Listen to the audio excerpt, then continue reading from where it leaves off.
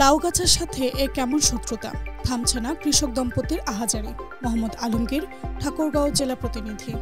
ঠাকুরগাঁও সদর উপজেলার সালান্দর সিংপাড়া গ্রামের এক বর্গা চাষী দম্পতির 4 বিঘা জমিতে লাগানো লাউ গাছ কেটে দিয়েছে দুর্বৃত্তরা। অভিযোগ, চুরি করতে এসে আটক হওয়া আব্দুর রহিমের বিরুদ্ধে। ভুক্তভোগী ও এলাকাবাসী জানান, বুধবার দিবাগত রাতের কোনো এক সময় বর্গা চাষী ওমর আলীর দম্পতির 2 একর জমির বেড়ে ওঠা লাউ গাছ কেটে দিয়েছে। কৃষক ওমর আলী জানান, জমি লিজ নিয়ে ফসল আবাদ করেন। তিনি সুগার মিলের 3 একর জমি এক ফসলের জন্য 30,000 টাকা একর ধরে লিজ নিয়ে সেই জমিতে লাউ গাছের বীজ বপন করেন। এরপর গাছ বের হতে থাকে, নিজেই পরিচর্যা করেন। গাছগুলো তাড়াতাড়ি বেড়ে উঠেছে, ইতিমধ্যে ফুল ও ফল এসেছে। প্রতিদিনের ন্যায় মঙ্গলবার বিকেলে চাষী ওমর আলী ও তার সহধর্মিনী মিলে লাউ খেতে পানি নিষ্কাশন করায় সন্ধ্যায় বাড়িতে যান। তিনি জানান, বুধবার সকালে খেতে গিয়ে দেখতে পান লাউ গাছের পাতাগুলো শুকিয়ে যাচ্ছে। বাঁশের মাচার দিকে তাকিয়ে তিনি দেখেন সব গাছের গোড়া কেটে দিয়েছে। রাতের আধারে আব্দুর রহিম খেতে লাউ গাছগুলো কেটে ফেলেছে। আক্ষেপ করে ওমর আলী বলেন, গত রাতে আসমত আলীর ছেলে আব্দুর রহিম করলা পানি কুমড়া চুরি করতে এসে ধরা পড়ে। পরে স্থানীয় জনতার তাকে চড় থাপ্পড় দিয়ে আসমত আলীর কাছে তুলে দেয়। সে আমার এই সর্বনাশ করেছে।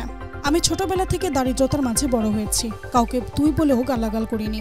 মনে করি আমার কোনো শত্রু নেই, কিন্তু আজ সেই ভাবনা আমাকে অনেক দূরে নিয়ে গেছে। সংসারে ছেলে মেয়েদের মুখে দুবেলা খাবার জোগাতে রাতের ঘুম হারাম করে অন্যের জমি লিজ নিয়ে চাষাবাদ করে আসছি। আজ সেটিও তাদের সহ্য হলো না। কয়েকদিন পরেই লাউ ধরত গাছে।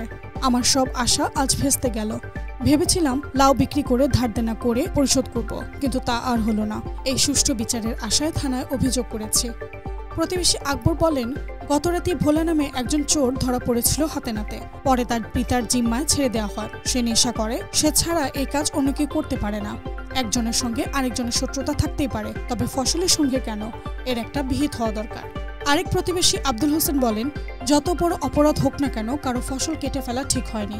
যারা কেটে ফেলেছে তারা ওমর আলীর পেটে লাথি মেরেছে, তার পরিবারের গলায় পা তুলে দিয়েছে। ফসল কাটার সঠিক বিচার হওয়া দরকার। এ বিষয়ে আব্দুর রহিম ওরফে ভোলার সাথে যোগাযোগ করতে তার বাসায় গেলে আব্দুর রহিমের পিতা আসমত আলী বলেন, আমার ছেলে গতকাল রাতে বাসায় ছিল, আমার ছেলে এসব কিছুই করেনি। তাদের অভিযোগ সব মিথ্যে। এ বিষয়ে উপজেলা কৃষি অফিসার নাসিরুল ইসলাম জানান, আমি ঘটনা শুনে ঘটনাস্থলে আমাদের প্রতিনিধি পাঠিয়েছি এবং স্থানীয় প্রশাসন সহ থানায় লিখিত অভিযোগ দিতে বলেছি। আর আমার উপজেলা কৃষি অফিস থেকে যতটুকু সম্ভব সহযোগিতা করা হবে।